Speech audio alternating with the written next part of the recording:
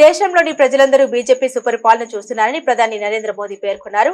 ఇటీవల పార్టీ సాధించిన అనేక చారిత్రాత్మక విజయాల్లో ఇది ప్రతిబింబిస్తుందని తెలిపారు. బీజేపీ 45వ వ్యవస్థాపక దినోత్సవం సందర్భంగా పార్టీ శ్రేణులకు ఆయన శుభాకాంక్షలు తెలిపారు. దేశ పురోగతికి వికసిత్ భారత్ స్వప్నాన్ని సాకారం చేసుకునేందుకు మా నిబద్ధతను పునరుద్ఘాటిస్తున్నామని ప్రధాని తెలిపారు. కార్యకర్తలు తమ పార్టీకి వెన్నెముకని, వారి శక్తి, ఉత్సాహం, ప్రేరణ దాయకమని ప్రధాని మోదీ అన్నారు.